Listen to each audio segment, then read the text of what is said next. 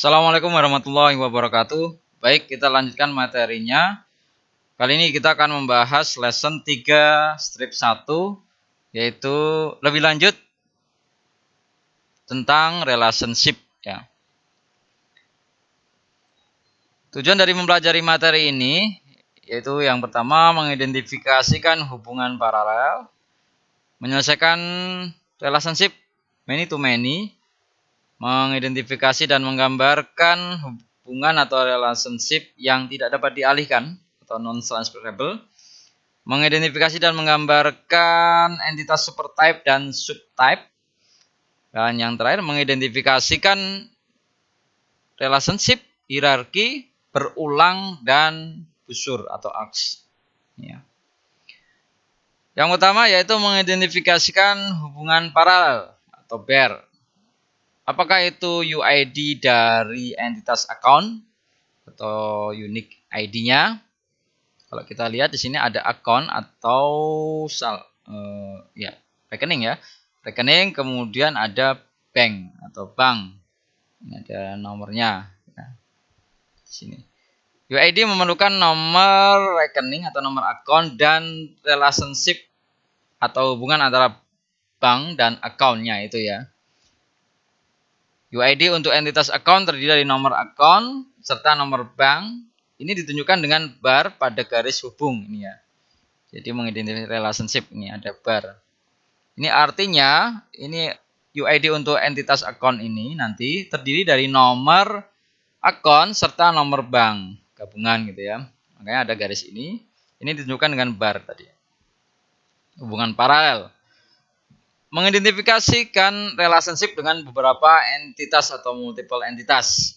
Entitas dapat diidentifikasikan secara unik melalui beberapa relationship atau multiple relationship. UID untuk work assignment ini adalah employee ID ini dan nomor projectnya ini ditunjukkan dengan menggunakan bar ini ya. Jadi kalau ada ini berarti work assignment-nya entitas work assignment ini UID-nya adalah employee ID dan project ID-nya nanti ini. Ada bar ini ya. Kemudian masuk ke relationship many to many di sini ya. Atribut hanya menggambarkan entitas. Jika atribut menggambarkan suatu relationship harus di-resolve atau diatasi. Ini tentang order dan produk ya. Nah, di manakah Anda dapat menambahkan atribut kuantitas? Ini ada pesanan, nomor pesanannya, kemudian tanggalnya, total pesanannya itu include menyertakan ya. Nah, pesanan itu menyertakan produk ya. Produk nanti akan disertakan dalam pesanannya, pasti begitu ya. Kemudian di mana Anda dapat menambahkan atribut kuantitasnya. Nah, ini many to many. Banyak pesanan untuk banyak produk ya. Banyak produk untuk banyak pesanan juga itu ya. Nanti many to many. Menyelesaikan atau resolve relationship M to M. Ini contoh pertama. Menyelesaikan relationship M to M dengan entitas perpotongan baru dan dua hubungan paralel 1 ke M. Ini dengan ini ya. Jadi relationship yang semula itu many to many seperti ini. Ini sebenarnya nanti bisa dengan menambahkan sebuah new intersection ini ya. Entitas perpotongan ini ya. Yaitu order dan pesan produk tadi, yang order menyertakan produk tadi, itu di tengah-tengah ada entitas lagi yaitu order item. Ya. Nah, kalau yang sebelumnya kita bingung mau menambahkan jumlah pesanannya di mana kan gitu ya. Sehingga di detailnya nanti, di order detailnya atau order itemnya ada jumlahnya. Dan ini ini untuk ini ya, menyertakan order item untuk sebuah pesanan. Order item akan menyertakan produk itu dan produk itu akan berada dalam order item. UID order item adalah nomor order dan produk ID. Ada tanda baris ini ya. Yaitu nomor ordernya, gabungan ini dan ini nanti. Produk ID-nya gitu ya. Karakteristik entitas perpotongan. Hubungan dari atau relationship dari entitas perpotongan atau intersection itu selalu bersifat wajib. Entitas perpotongan biasanya berisi barang habis pakai seperti jumlah yang digunakan dan tanggal. Entitas ini cenderung merupakan entitas volatil dan bervolume tinggi. Sebuah entitas perpotongan diidentifikasi dengan dua hubungan asalnya atau mengidentifikasikan relationship, identifying relationship ya. Skenario kasusnya menyelesaikan relationship M2M tadi. Ini ada dari dosen fakulti. Nah, menyampaikan bagaimana Anda akan menyelesaikan relationship M2M berikut antara entitas member dan book. Entitas book ini ya, antara member, anggota, dan booknya. Kalau member akan mengambil atau tag book, mengambil book, buku itu akan diambil oleh member. Ya. Biasanya seperti yang sebelumnya dengan intersection tadi ya. Kita membuat sebuah entitas perpotongan atau intersection entity yaitu book TRN ini ya. Saya akan membuat entitas perpotongan dengan mengidentifikasi relationship dengan entitas asal. Nanti ini book TRN ini adalah ini transfer ya maksudnya. Transaksi ya. Jadi member akan mengambil buku yang ada transaksinya di sini. Tanggal transaksinya, jenis transaksinya. Untuk yang contoh kedua, ini ada entitas employee dan job itu tidak menyimpan riwayat pekerjaan karyawan. Jadi employee menyimpan pekerjaannya atau menyimpan atau mempunyai gitu ya. Kemudian suatu pekerjaan itu akan tersimpan atau melekat pada pada seorang employee.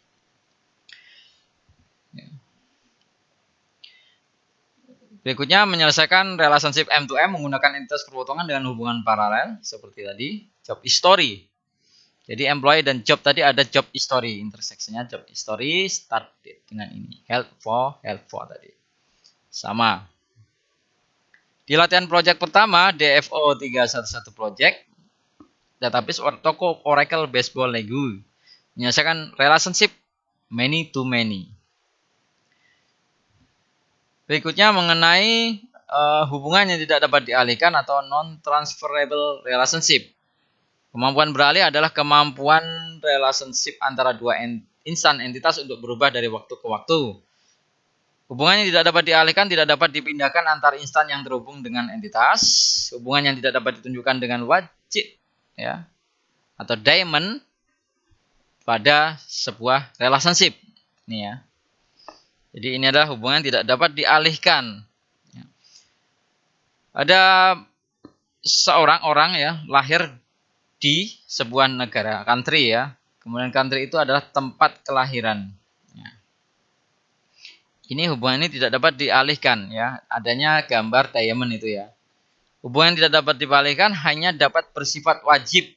Sebagai contoh, negara kelahiran seseorang itu tidak dapat dialihkan ya. Misalnya, kalaupun orang itu sudah pindah kemana gitu, tapi tetap negara kelahirannya tetap melekat ke dia gitu ya. Sehingga namanya tidak bisa relationship yang tidak dapat digantikan, tidak dapat dialihkan.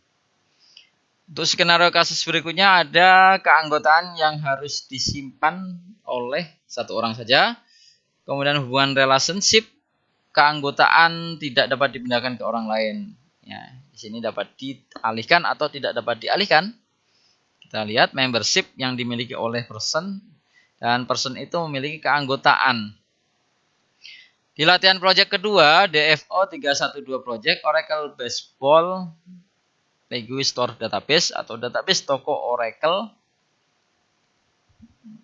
Baseball League. Mengidentifikasi dan menggambarkan relationship yang tidak dapat dialihkan.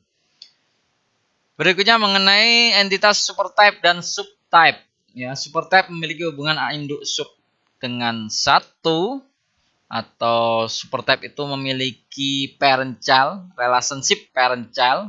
relationship induk dengan anaknya dengan satu atau beberapa subtype. Ini supertype, ada primary key supertype, foreign key 1, subtype ALD, foreign key 2, subtype BLD ini ya.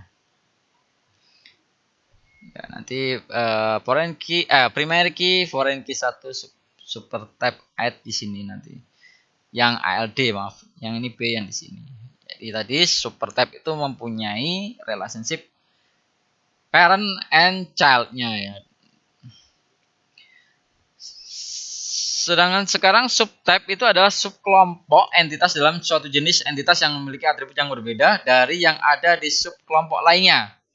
Di supertype ini ada supertype sama ya. Ini yang dimaksud tadi. Subtype, subkelompok entitas dalam suatu jenis entitas yang memiliki atribut yang berbeda dari yang ada di subgroup ini. Ini beda. Menggambar subtype. Setiap subtype adalah spesialisasi supertype dan oleh karena itu harus ditutup dalam suatu entitas. Atribut dan relationship yang umum untuk semua subtype harus dicantumkan hanya dalam supertype, tetapi juga diwariskan dalam setiap subtype. Jadi subtype ini subtype itu dibungkus, harus ditutup dalam sebuah entitas ini ya. Entitasnya insurance atau asuransi. Jadi subtype dapat dan umumnya akan memiliki atribut dan hubungan sendiri atau relationship sendiri. Subtype tidak pernah hanya satu subtype, subtype lainnya harus dibuat untuk menampung sisanya seperti ini. Karakteristik sebuah subtype, subtype itu mewarisi semua atribut dari supertype, mewarisi semua relationship supertype. Biasanya memiliki atribut atau hubungan sendiri, digambar di dalam supertype, tidak pernah sendiri, dapat memiliki subtype sendiri juga, memiliki primary key yang identik dari supertype dan subtype. Entitas supertype dan subtype ini ada contohnya ketika saran ini menyatakan jenis kategori kamar yang akan direservasi untuk tamu. Contoh jenis-jenis kamarnya nanti. Standar, club, suite. Ia sudah memiliki entitas bernama room yang memiliki detail dari kamar-kamar tersebut. Ini akan menjadi entitas supertype room itu ya. Kemudian kategori kamar ya khusus akan mewarisi properti entitas supertype. Selain atribut khususnya sendiri, kategori kamar khusus akan menjadi entitas subtype. Ini room, tadi supertype, kemudian ada bagian-bagiannya ini, nah ini subtype-nya ya, ini supertype. Generalisasi dan spesialisasi. Generalisasi adalah pendekatan bottom up dari bawah ke atas, di mana dua atau lebih entitas tingkat yang lebih rendah digabungkan untuk membentuk entitas tingkat yang lebih tinggi berdasarkan fitur umum. Bottom up dari atas ke bawah ini ya, pendekatan bottom up ke atas. Car, truck itu akan menjadikan generalisasi dari kendaraan ya. Jadi dia lebih general lagi kalau disebut kendaraan ya, kendaraan bermotor, vehicle gitu ya. Sedangkan spesialisasi itu adalah pendekatan top down, di mana entitas tingkat yang lebih tinggi dibagi menjadi entitas tingkat yang lebih rendah. Pendekatannya top down ke bawah ya. Ada karyawan, ini karyawan itu bisa terdiri dari karyawan saat ini atau pensiun, ya, mantan karyawan, ex-employee, ya, seperti itu kira-kira.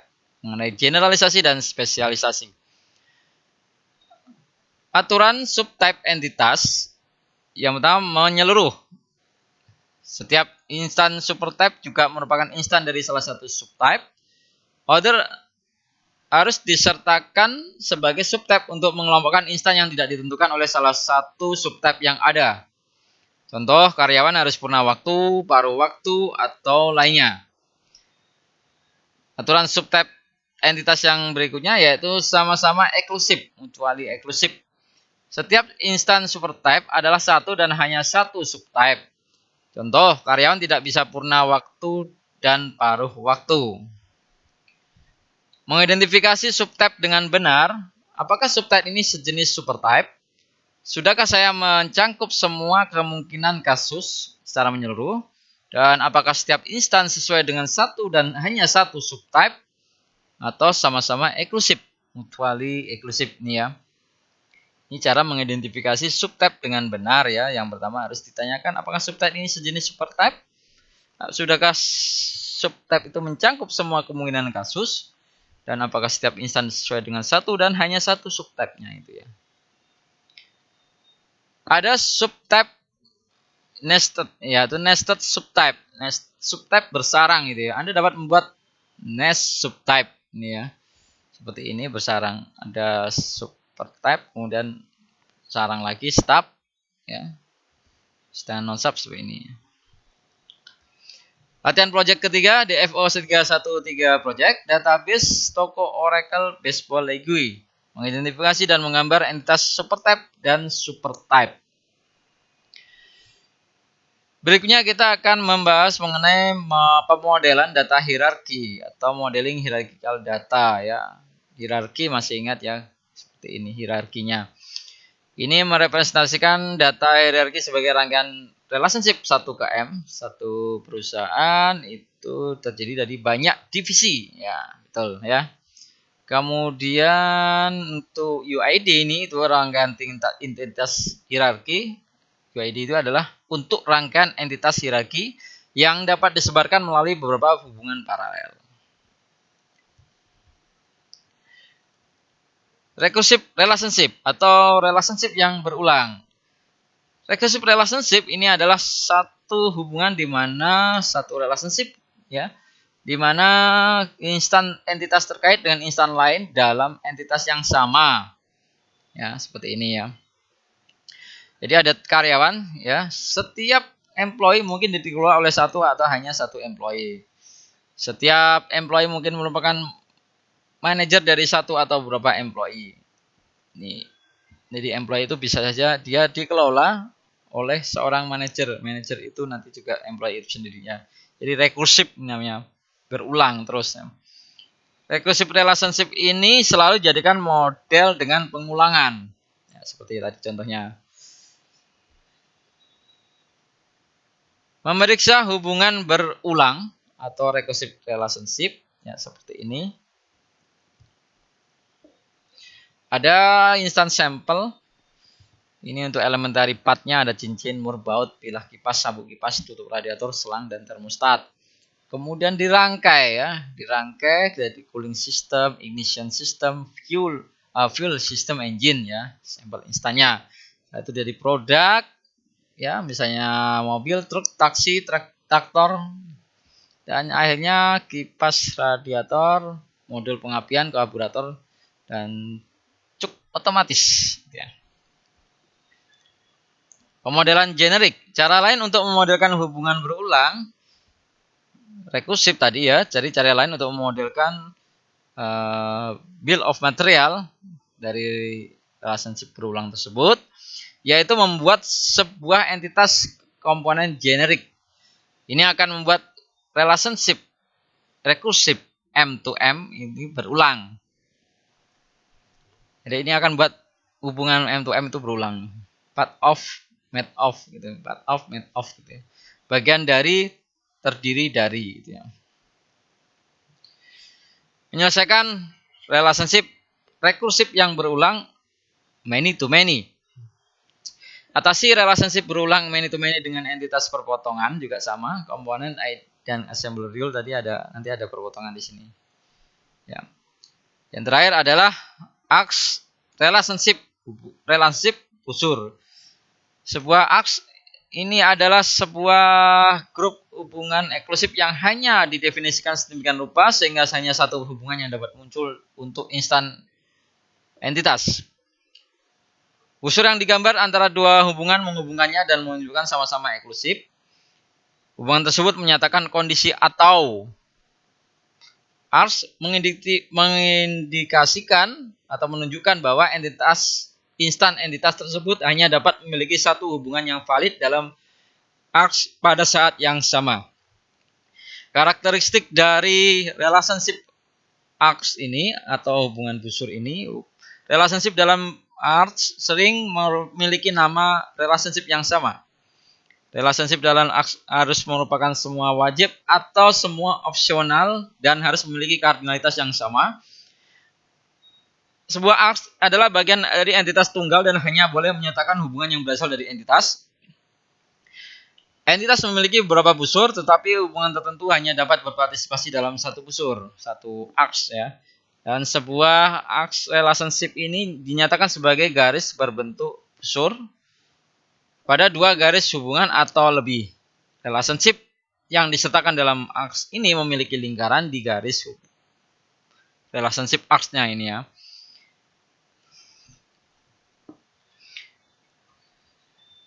Entitas supertype dan subtype dapat dijadikan model sebagai aks relationship.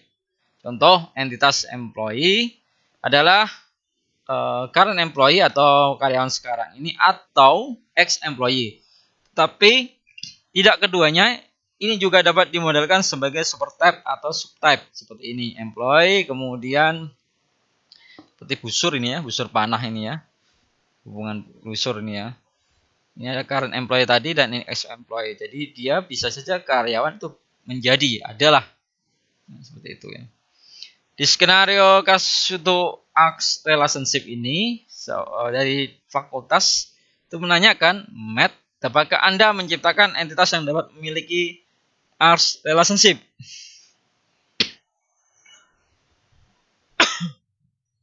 Kemudian jawab Matt itu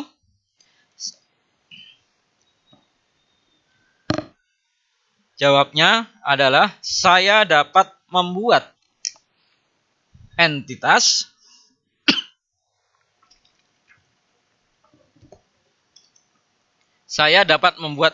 umum bernama membership yang akan menyimpan detail keanggotaan yang umum untuk semua kategori keanggotaan. Seperti ini, skenario kasusnya tadi membuat entitas umum dari fakulti dan dosen. Itu tadi pertanyaannya, bisakah kita menciptakan entitas yang dapat memiliki hubungan busur antara fakulti dan studentnya, antara dosen dan siswanya, mahasiswanya, yaitu keanggotaan membership. Membership itu nanti akan dimiliki oleh fakulti juga, membership juga akan dimiliki oleh student. Ya, ini namanya busur tadi ini ya.